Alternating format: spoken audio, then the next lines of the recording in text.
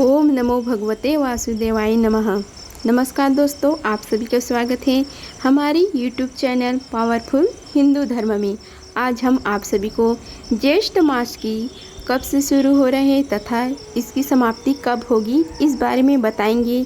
साथ ही आप सभी को श्री नारद जयंती की कथा तथा उसकी पूजा विधि, शुभ मुहूर्त और महत्व के बारे में बताएंगे। आइए जानते हैं ज्येष्ठ मास कब से आरंभ हो रही है। हिंदू कैलेंडर के अनुसार तीसरा माह ज्येष्ठ माह को कहा जाता है। इसे ज्येष्ठ माह भी कहा जाता है। वैशाख मास की पूर्णिमा तिथि समाप्त होने के बाद ज्येष्ठ माह आरंभ होता है। ग्रेगोरियन कैलेंडर के अनुसार मई और जून में यह माह पड़ता है। बता दें कि इस साल ज्येष्ठ माह 24 मई 2024 से आरंभ हो रहे हैं। हिंदू धर्म में इस माह का विशेष महत्व है। ये बड़े महीनों में से एक होने के साथ साथ सूर्य देव का सितम जारी रहता है। इसके कारण इसे सबसे अधिक गर्मी वाला माह कहा जाता है। इस मास में व्रत त्योहारों की बात करें तो निर्जला एकादशी, वट सावित्री, गंगा दशहरा, अपरा एकादशी, बुढ़ावा मंगल, शनि जयंती आदि पड़ते हैं। आइए जानते हैं ज्येष्ठ मास से कब तक है तथा इसकी त्योहार कौन कौन से पड़ने वाली है। हिंदू कैलेंडर के अनुसार ज्येष्ठ मास के कृष्ण पक्ष की प्रतिपदा से आरंभ होगा, जो ज्येष्ठ पूर्णिमा के दिन समाप्त होगा।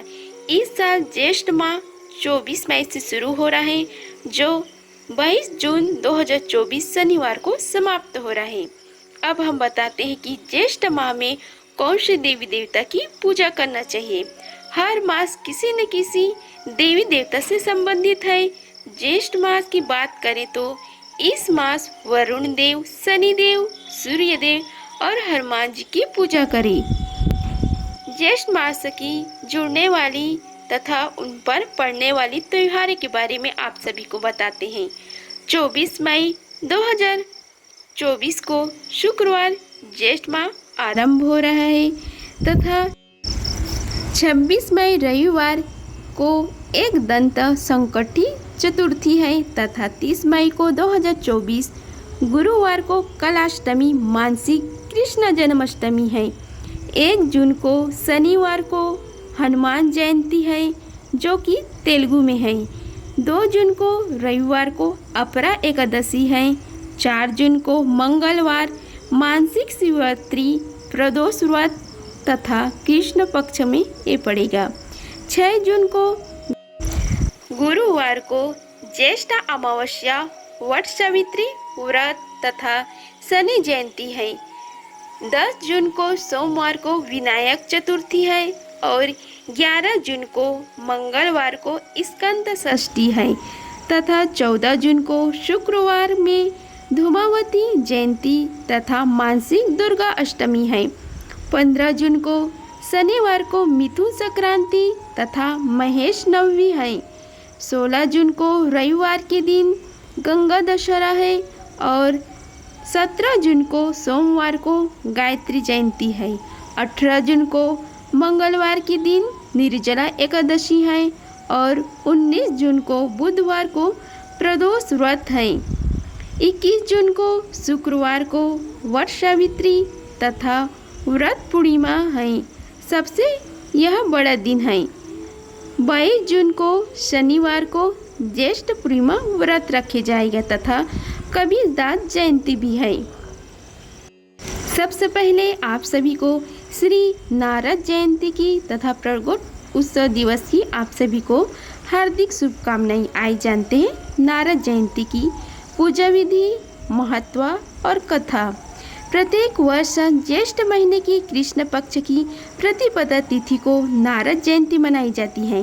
नारद जयंती महर्षि नारद जी के जन्म दिवस के उपलक्ष्य में मनाई जाती है। मान्यता है कि इस दिन ब्रह्मर्षि नारद जी का जन्म हुआ था। नारद जयंती के दिन ब्रह्मर्षि नारद जी की पूजा अर्चना की जाती है। धार्मिक मान्यता है कि नारद जयंती के दिन नारद जी की पूजा करने से व्यक्ति को बल, बुद्धि और शुद्धता की प्राप्ति होती है। नारद जी को लेकर कुछ प्राथमिक तथा ऐतिहासिक महत्व है कि श्रीमद् भागवत गीता में भगवान श्री कृष्ण अर्जुन से कहते हैं, मैं ऋषियों में देवर्षि नारद हूँ। इसलिए नारद जी को भी भगवान विष्णु को अवतार माना जाता है। ब्रह्मर्षि नारद जी के बारे में एक रोचक बात यह है कि नारद जी को इस सृष्टि का पहला पत्रकार माना जाता है, क्योंकि नारद जी तीनों लोकों में सूचना का आदान प्रदान करने का कार्य भी किया करते थे। अब हम उसकी पूजा विधि का शुभ मुहूर्त बताते हैं। पंचांग के अनुसार जेठ महीना की कृष्ण पक्ष की प्रतिपदा तिथि का आरंभ 23 मई दिन गुरुवार को शाम 7:22 से हो गया है और इसका समापन आज दिन 24 मई शुक्रवार को शाम 7:24 पर होगा। इसलिए उदय तिथि के अनुसार इस वर्ष नारद जयंती 24 मई 2024 को दिन शुक्रवार को मनाई जाएगी।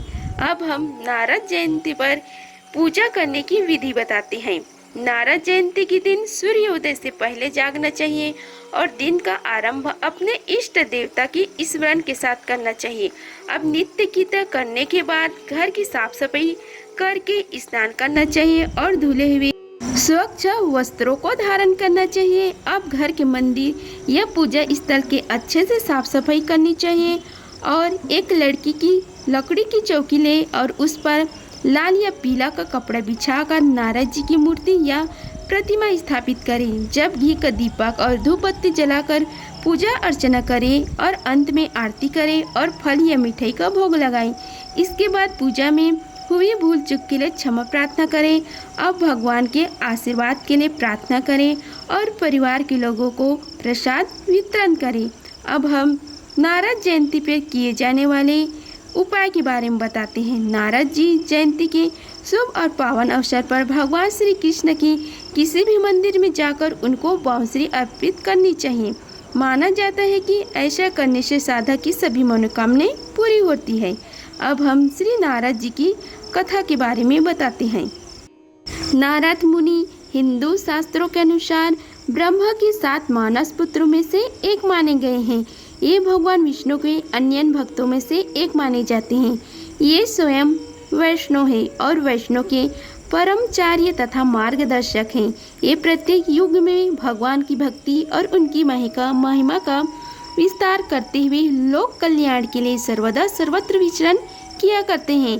भक्ति तथा संकीर्तन के ये आद्य आचार्य हैं। इनके वीणा भगवान जप महती के नाम से विख्यात हैं। उससे नारायण नारायण की ध्वनि निकलती रहती है। इनकी गति अव्याख्यात है। ये ब्रह्म मुहूर्त में सभी जीवों की गति देखते हैं और अजर अमर हैं। भगवत भक्ति की स्थापना तथा प्रचार के लिए ही इनका आविर्भाव हुआ है। उन्होंने कठिन तपस्या से ब्रह्मर्षि पद प्राप्त किया है। देवर्षि नारद धर्म के प्रचार तथा लोक कल्याण हेतु सदैव प्रत्यसीन रहते हैं।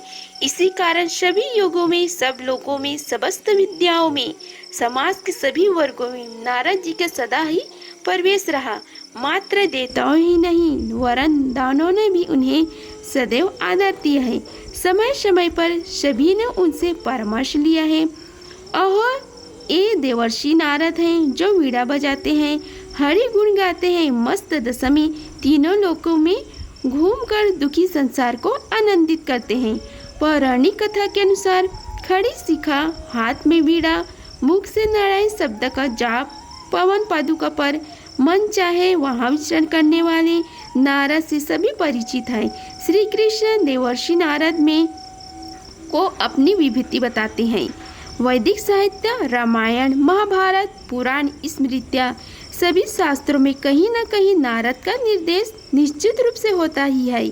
ऋग्वेद मंडल में 8-9 के कई सूक्तों के दृष्ट नारद हैं।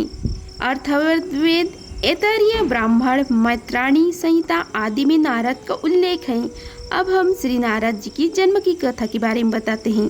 पूर्व काल में नारद उप ब्राह्मण नाम की गंधर्व थे। उन्हें अपने रूप पर बड़ा अभिमान था। एक बार जब ब्रह्मा की सेवा में अप्सराएं और गंधर्व गीत और नृत्य से जगत शास्त्र की आराधना कर रहे थे, उप ब्राह्मण स्त्रियों के साथ श्रृंगार भाव से वहां आया। उप ब्राह्मण का यह अशिष्ट आचरण देखकर ब्रह्मा कुपित हो गए और उन्होंने उसे शूद्र योनि में जन्म लेने का शाप दे दिया। शाप के फलस्वरूप वह शूद्र दासी का पुत्र हुआ। माता पुत्र साधु संतों की निष्ठा के साथ सेवा करते थे। 5 वर्ष का बालक संतों के पात्र में बचा हुआ झूठा अन्न खाता था, जिससे उसके हृदय के सभी पाप धुल गए। बालक की सेवा से प्रसन्न होकर साधुओं ने उसे नाम जप और ध्यान का उपदेश दिया। शूद्र दासी के सर्पदंश से मृत्यु हो गई। अब नारद जी इस संसार में अकेले रह गए। उस समय इनकी अवस्था मात्र 5 वर्ष की थी। माता के वियोग को भी भगवान का परम अनुग्रह मानकर ये अनाथों के नाथ दीनानाथ का भजन करने के लिए चल पड़े। एक दिन वह बालक एक पीपल के वृक्ष के नीचे ध्यान लगाकर बैठा था कि उसके हृदय में भगवान की एक झलक विद्युत रेखा की भांति दिखाई दी और तत्काल अदृश्य हो गई। उसके मन में भगवान के दर्शन की व्याकुलता बढ़ गई, जिससे देखकर आकाशवाणी हुई, हे दासी पुत्र, अब इस जन्म में फिर तुम्हें मेरा दर्शन नहीं होगा। अगले जन्म में तुम मेरे पार्षद रूप में मुझे पुनः प्राप्त करोगे। समय बीतने पर बालक का शरीर छूट गया और कल्प के अंत में वह ब्रह्म में लीन हो गया।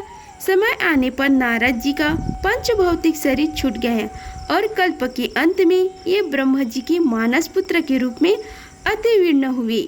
अब नारद जी के कार्य के बारे में बताती हैं।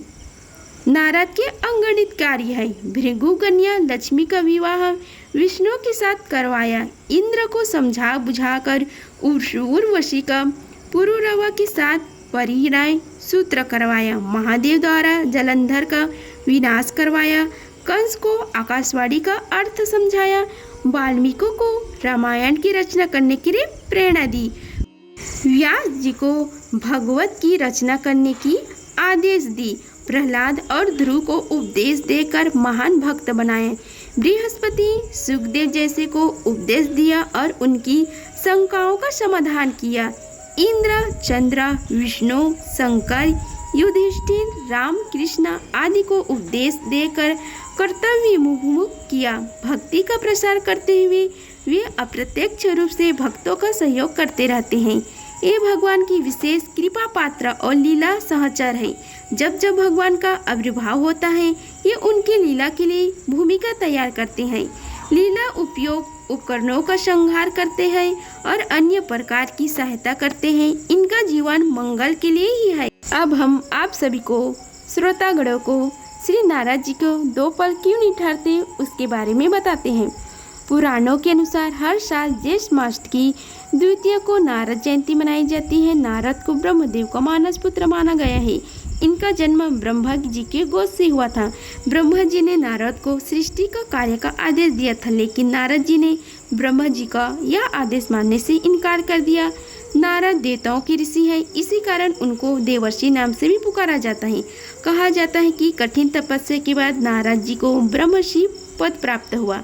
नारद बहुत ज्ञानी थे, इसी कारण दैत्य हो या देवता या देवी सभी वर्गों में उनको बेहद आदर और सत्कार किया जाता था। कहते हैं नारद मुनि के श्राप के कारण ही राम को देवी सीता से वियोग सहना पड़ा। पुराणों में ऐसा भी लिखा गया है कि राजा प्रजापति दक्ष ने नारद को श्राप दिया था कि वह 2 पल कहीं भी नहीं रुक पाएंगे। यही कारण है कि नारद अक्सर यात्रा करते रहते थे, कभी इस देवी देवता तो कभी दूसरे देवी देवता के पास जाते हैं। अगर आप सभी को हमारी वीडियो पसंद आई होगी तो वीडियो को लाइक कीजिए, चैनल को सब्सक्राइब कीजिए और कमेंट बॉक्स में ओम नमो भगवते वासुदेवाय लिखिए। धन्यवाद। मिलते हैं अगली वीडियो में, तब तक के लिए जय श्री राधे कृष्णा।